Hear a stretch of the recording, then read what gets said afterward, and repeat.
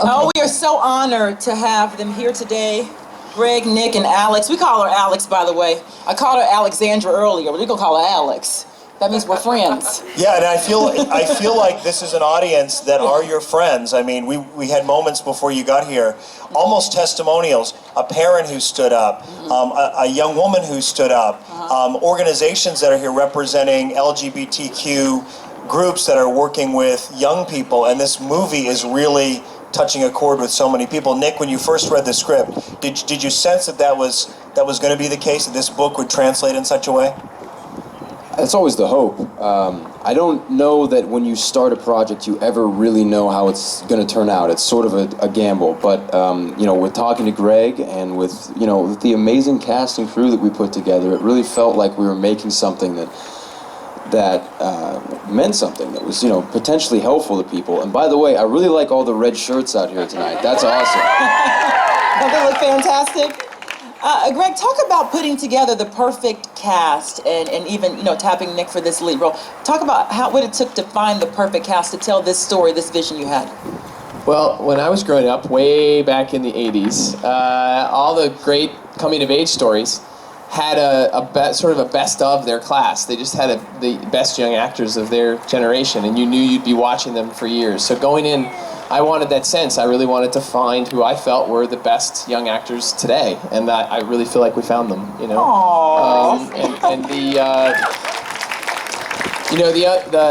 For a movie like this to work, we're not blowing things up. There's not people flying in with capes. It's all about the acting. And it's about the acting that pulls you through emotionally, and that's the event. And you need actors who can, do comedy and do drama all sort of in the same breath and in the same scene. Alex was like, "I've already done that. Okay, I've been in X-Men Apocalypse. Done." What does that feel like? Because I asked Nick that earlier, Alex, about being elevated by Greg to the status of one of the best young actresses of our time. I mean, that's a hot mic, honey. I mean, that's awesome. I love that. That makes me feel so good. It makes me feel validated as an artist. And yet at the same time, it really is true. I think I used like this comparison the other day, or when we were doing this earlier, but when you do something like X-Men and you're doing all the popcorns and the flying around and all that jazz, that's really, really fun. But with a movie like this, you just keep it simple. And through that simplicity, people are able to find their own meanings to it. And that's what's inspiring for us as filmmakers, is to allow you guys to not only be entertained, but then kind of sort of domino effect of a conversation of more and more of stuff like this going on, and to be a part of that wave, especially in my industry, is really humbling. And then for someone like Greg Berlanti to think I'm a good actor, that's nice too. I think I'm having this weird moment here, because usually when I interview actors and actresses, I separate it, like they just played a role. But when I'm looking at your faces, I see Abby and I see Simon, like you're probably just the cool kids I wanted to hang out with in school. I do. There's just a sincerity in your faces, and I think that came across on screen. For both of you, was there ever a moment in the movie where you could relate, where you thought of a friend who may have gone through a similar situation, or a personal story? Take us through that. Either one. God. Nick's like, no, so it was intimate. all me, just acting. I have had family members and people close to me come out. My aunt and my sister have both come out of the closet. My sister actually started the Gay Straight Alliance at my old high school. Oh, wow. So there were definitely stories that it was something that I was I feel like I was very aware of and was felt very deeply. I mean, this was like coming from a personal place as well, and I just feel like that representation is really important, and people don't really see enough of it, especially with LGBTQ characters. I mean, I think that they've kind of lagged behind the rest of Hollywood, I guess, in terms of films representing them, and especially films that represent them in a positive light. I think a lot of the times, movies like this that has a gay protagonist, it's like not really it's not always a happy ending. So it was Right. cool to be part of something that had that kind of happy ending. Unless it's Moonlight. So, Greg gets Happy-ish. the Yeah, I joke. don't know. Greg, let me ask you. So we talked about this before you got here about how in 2005, Brokeback Mountain came out, right? And there was a lot of talk that would be a turning point in filmmaking, where perhaps large studios, A-list actors would begin doing more filmmaking around gay storylines, and that really hasn't happened to the degree that it was spoken about back then. And I think this film is a step there, if it's there actually. Why has it taken this long, do you think? You know, I don't know. I mean, I've made more TV shows than I have movies, and in television, we took some of the steps 15, 20 years ago that I think that we get to take in a movie like this, and I watched it change overnight in TV and broadcast TV when there were a lot of rules and regulations and standards and practices, and there was a lot more openness all of a sudden. Do you think it was Will and Grace? Was that the turning point? That was very helpful. I mean, I know Ellen coming out was a big deal in television. Tremendous. Ellen coming out, Will and Grace. We put on a show called Dawson's Creek, we put the first romantic kiss between two gay characters, and it was we had to shoot it from across the street. We weren't allowed to shoot it close up. Can you believe the controversy then? Yeah, there was a lot of controversy, but within 2 or 3 years, there were executives saying, well, why don't you have a kiss in this scene? You know, these two gay characters would kiss here, and it was just such a breath of fresh air. And I'm not just saying this because there's so many young people here today, but what's really changing everything and what always changes everything is you guys. The reality is that young people, you guys see the world, you just see it better than my generation did, and you see it more open, and you talk more fluently about sexuality and gender, and you have more of a sense of openness and togetherness, and I think that and you know how to use social media in a way that really challenges my generation and the people in power to demand what you want and to demand the kind of stories that reflect everyone. And I think that's happening more and more, and that's really cool. And I think we have some questions from the audience as well. All right, let's go ahead and start with these. We have our lovely assistants passing out the microphones. I am first, no pressure. Hi. My name is Matt, and I am from the University of Texas at Dallas. I direct our LGBT programs, so I'm also an 80s baby, so thank you for making this movie. I would have loved it when I was in high school. It's so important. There is a scene in the movie that I really resonated with, and it's actually between your two characters where, Alex, you feel like Nick's character is lying to you and has been doing a web of lies. Why did you, as the director, feel that was so important to put that particular moment in the movie where, me as gay, a lot of people, when I came out last year, they thought... Good for you. Well, thank you. It only took me 33 years. But, if I had a movie like this, I would have come out earlier. But, why did you feel it was so important to put that moment in where, when we come out, people question everything we've ever told them? I think that there's sort of two parts to it. It was in the original script, so it wasn't necessarily my original intention. But what I saw, and I identified with that moment as a gay person myself, is when you're young and you're closeted and you have to live in the closet. And part of what we're doing with this film is, even though it's optimistic and it's wish fulfillment, what we're trying to say is you can come from any walk of life and anywhere, and coming out and being closeted is still, it has so much to do about the internal closet that you put on yourself, and the shame that you put on yourself, and the fear that you have yourself. It doesn't always matter what your surroundings look like, and you can have the best parents in the world and still be scared and still be afraid, and still have to overcome that. And I think what happens when you live that way is you do create a series of lies to protect those lies. Simon is terrified of people finding out that he's in love with another man, and so he'd almost would sacrifice anything. And I think what was nice to me as a step forward was that none of the young characters were upset with him about being gay. They were upset with him about lying to them, and that's really, I think, what that moment narratively is kind of about, that you're watching, is they're more mad at him just for lying to them, in a hurtful way. But obviously they also understand enough about his journey that when they welcome him back in the theater afterwards, is always one of my favorite moments, when they kind of get back together as a family of friends. Anyway. Could I add a little bit to Yes, that? ma'am. I wanted to play this a very specific way, and I remember talking about it with Greg in depth because I had that same fear. I didn't want people to think that Abby was mad at him for being gay. I wanted people to know and to play it as such that you understand that she's not mad at him for his sexuality. She's mad at him for making her feel like a piece of meat, for making her feel like she could just fall in love with anyone or want to date anyone, because even he knows that that's not a real thing. You can't just make someone fall in love, and you can't help who you fall in love with. And so I wanted to play it very delicately because I want people to know that even if you do have to hide and cover up, make sure that it's not to hurt other people. It's to protect yourself, and to even make that known when coming out that, hey, this was never about me lying to you.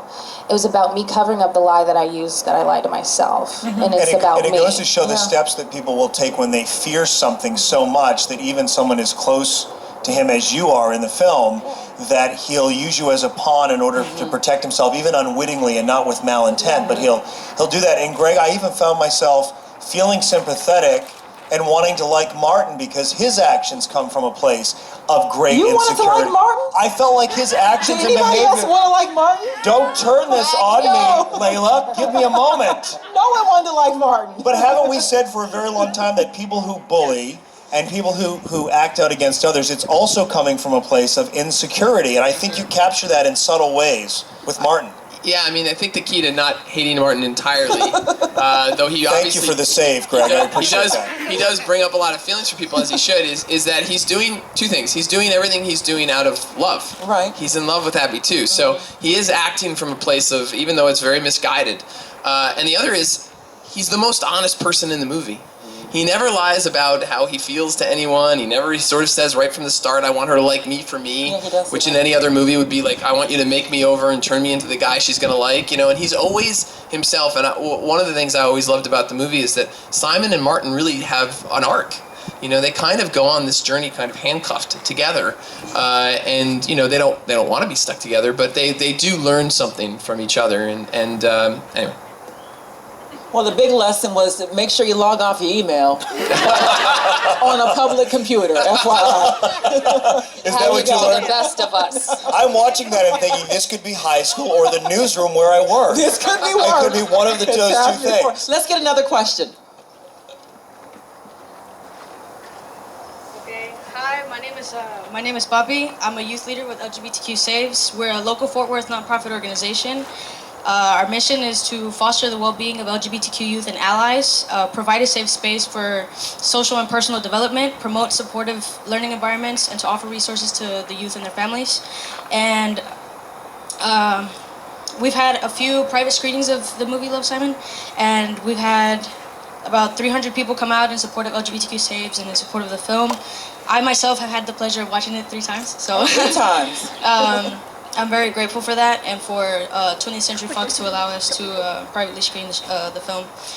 My question is, did you at any point consider exploring a more predominant conflict between Simon and his friends or Simon and his family?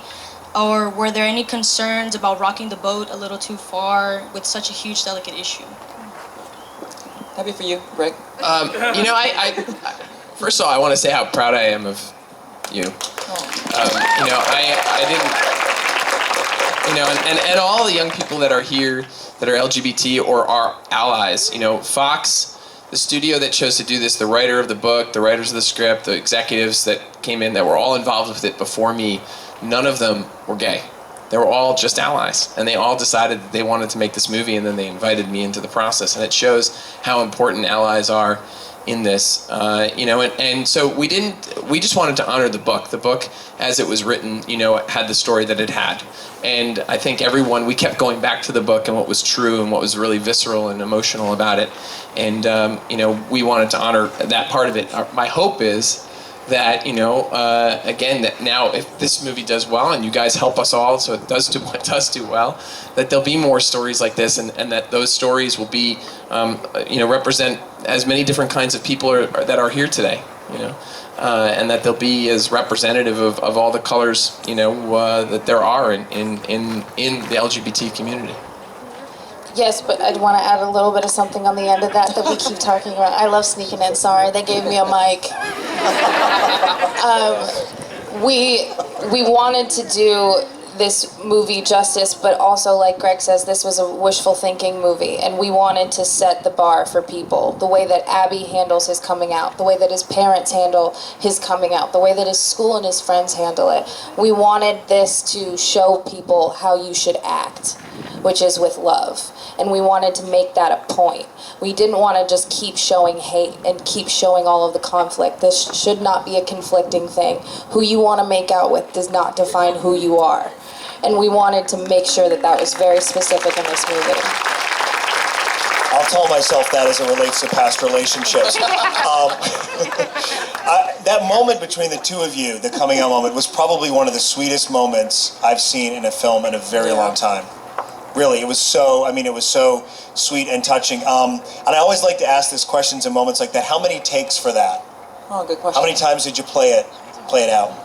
Well, one thing of note that's really fun is it happened the same day that we did the Whitney Houston musical number. Really? Which I kept calling the gayest day on the schedule. Ron just said to me, Because we had a Whitney Houston musical number and we had a coming out scene in the car. I just said Alex could play a young Whitney Houston. Oh my God, stop. He just told me that. Oh, I love that. And Nick, did you realize you were signing up for a musical? No comment. I'd like to just... Did you realize you were going to have to dance? Yeah, well, I did. I mean, it was in the script. I knew what I was signing up for. But I don't know if I was fully aware of what I was signing up for. You know who's calling next, don't you? Dancing with the Stars. So get ready for that phone call. Yeah, he looked like he enjoyed every minute of those dancing scenes.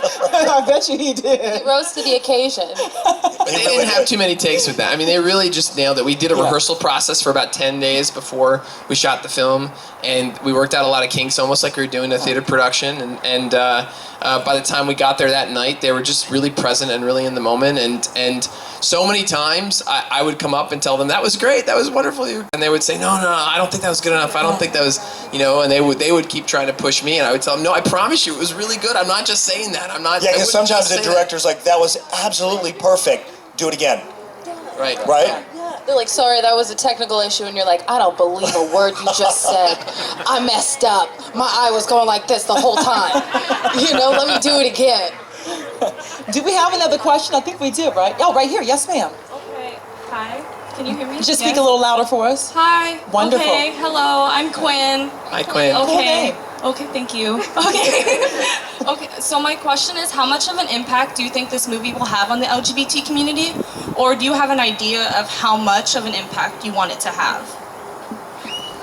I think that remains to be seen, but from the places we've been going around the country, I mean, we've been to Atlanta, we've been down here in Texas, we've been in Seattle, we've been in New York, we've kind of been all over, like, I think we've kind of run the gamut of, like, political and socioeconomic areas. And 2020, right here.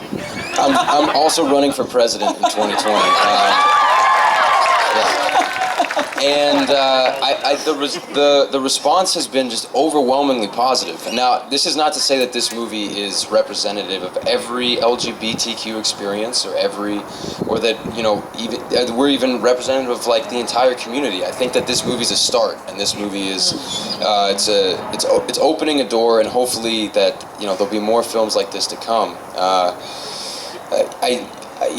I don't know what kind of impact it's going to have, to be honest. I think based off of what I've seen on Twitter, which is a wild place. Really? Twitter's wild? Believe it or not. I thought I don't know if Facebook you've heard about was this, but it is.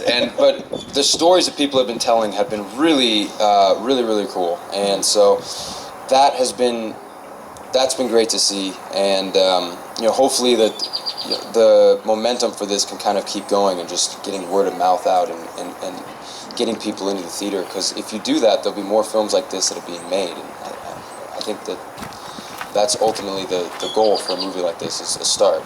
Awesome. We have another question? Hi, I'm Elvis. I'm also LGBTQ saves. Just speak up a little louder for us. I'm Elvis. I'm with LGBTQ Saves. I'm a member who goes to youth group meetings with them. And my question to y'all is there a lot of pressure making the film knowing that there would be people out in the world looking up to y'all's characters and coming to terms with like their identities? 100%. 100%. I think that as actors, whenever we take on a role, we're nervous of how people are going to accept it or interpret it. And I think that that's just where we have to find confidence in our choices, just like everyone does. You find the confidence in who you are. You say, this is who I am. This is what I'm doing, whether it's, playing Abby or playing myself at times, because as you know, sometimes you gotta wear a few different masks in real life as well. And being confident in that and allowing people to interpret our acting and our actions and find their truth within it. Nick and I talked about this earlier, and if you don't mind me revisiting it, as a young star in Hollywood who, by all accounts, is on track to be a romantic lead, there was a time when actors like yourself would say no to this role for fear that you would be dismissed for future romantic leads, that somehow playing gay would not allow you to go on and have that kind of a career. And I'm hoping that time has changed, or you're just that much more brave. So there's the question: are you brave, It's like a statement. or has the time, or have times changed? I'd like to think that times have changed. I'd like to think that things have been moving forward over the past 20 years or so, to the point where the question of an actor playing a gay part or just even sexuality in general is not as big of an issue. I think it's kind of reaching a cultural moment right now, maybe, that is hopefully, I don't know. The main thing that I thought about this movie is just how positive this message is. And and right now, I just felt like it was needed more than ever to get a movie that had, it was funny and it had heart and it was really sweet, and then it was also just sort of, it was a love story, but it was one that we hadn't seen, and I thought that it was important to be just telling stories like this. I don't know. I think you watched it. I'll jump in with one other thing, and Nick's really humble, but I've been doing this for a long time, and when I started casting straight actors to play gay roles, or openly gay actors, by the way, to play straight roles, it was always a conversation either with the network or the studio or the actors, and Nick and I talked at length when he was interested in the part for about 2 hours one day, and he never brought it up once. He only asked me about the tone and the quality and getting a movie like this right. And from that moment on, I knew he was Simon. Yeah. Wow. He's brave. We have another question right here. Hi, I'm Xander. Hi, Xander. Hi, I'm a book blogger from Austin, Texas. And first of all, I want to say thank you for making a wonderful adaptation of the beautiful book. It's amazing, and everyone should see it. But I want to ask, what are some young adult books that inspire you? Like, now I gotta tell y'all if I read lately. It's like when Katie Couric asked Sarah Palin what she was reading. Be careful with this question. You mentioned Alex mentioned To Kill a Mockingbird earlier today. Yeah. And I remember the impact that the book and the movie both had on me when I was a kid. And, in terms of walking in somebody else's shoes. I think the greatest art, whether it's books or movies or TV, they create empathy. We feel something, and then we want other people to feel that too, and hopefully that's what people enjoy from all walks of life about a film like this, is that they get to walk in Simon's shoes for a few hours. I gotta ask you. Oh, sorry, I'm gonna interrupt Simon. Not Simon. Nick, yeah. Do you See how have, invested you are in the film? His name is Simon. Do you have something you want to add to that? Actually, I think Greg said it beautifully. Yeah. I was just going to say, I think Catcher in the Rye was kind of like the first young adult novel, and there's that one, and Absolute True Driver, Part-Time Indian was also a good novel. I got one. Okay, tell us. I got a new one that I just thought of. Do you guys know the book? It's a children's book. It's called I Love You Forever, I'll Like You for Always, As Long as I'm Living My Baby You'll Be. And I think that people should hold that book inside of them forever, because whenever I'm like, even with my friends, and they'll do like something stupid, I'll just be like, whatever, babe, I love you forever. I'll like you for always. As long as I'm living, my baby, you'll be. So I like that That's about sweet. this movie. I gotta ask Greg, and we have more questions. I thought about it while watching just how beautifully these two speak about the movie. For you, this speaks to 13-year-old Greg, right? Yes. There's a lot of similarities in your real life story and in the character of Simon. Do you look at it now, even though it's just now, getting screened privately, and we're gonna have the big release coming up Friday? Do you look at it and say, I feel good, it's just a relief to know that we can get this story out there and get it done the right way? Yeah, I mean, I feel relieved that my job's mostly done. Because you worry about it what you do tonight when you're working on it, and how important it is in terms of that, and even extra when you know the rarity and the opportunity, and then you fall in love with everybody you're making it with. And you don't want to let them down, and so I'm really proud. I am very parental with them, and so I think more than anything in going around the country, watching you guys love their performances so much, that's probably when I sit back and I relax and I enjoy it the most. I'm so proud of them, and I'm so proud of all the heart and the effort that everybody put into it. That's awesome. Because sometimes you're so close to it, right? When you're making it and editing it and stopping it, that you don't really feel it until Take it all in. step back from it. Yeah. We have another question? We have one more question. One more question, yes. Yeah, just really quick, and then we're going to do a giant selfie. With This is going to be wonderful. After this question, if we can have everybody kind of snuggle up and move in, that would be awesome. So, Okay. Make it good. Hi again. I'm Kimya. I'm from Houston, Texas. And basically my question is, when you guys first, I'm just really curious. So when you guys first read the story and all that, who did you guys think Blue was? Without confirming or denying for the people who haven't seen it yet. But who did y'all think it was when you first read it all? It's hard to answer that if you don't know. I don't want to spoil it. Just say who it is and don't say who Has it is. everybody here seen the movie? I think most have, but not everyone has seen the movie. Okay. Just No, I don't don't want say to if you spoil were it. you're right or wrong. Just be like, this is who I thought it was. They can't. Well, no. Right. Well, I don't want to. I thought it was Cam at first. It's Cal, first of all, you're fake for not knowing your own movie. Sorry, I was thinking Miles, the actor's name, but. You know what? I will say this, and Ron and I just had this, the shade-free zone. Ron and I just had this moment. We said it was exactly who we hoped it would be. Right. I don't know. Did anybody else feel that when they saw? I was relieved that that's who Blue was. I don't know if you felt that. I think that's the scary part as a director. You know that you're getting to a moment that at the end you've got 3 candidates, and you want everyone in the audience to still be on the side of the person that whatever, but not make the other 2 uninteresting or less interesting. Yeah. And I also knew that being drunk and making out with a girl is absolutely plausible. That's probably what was happening.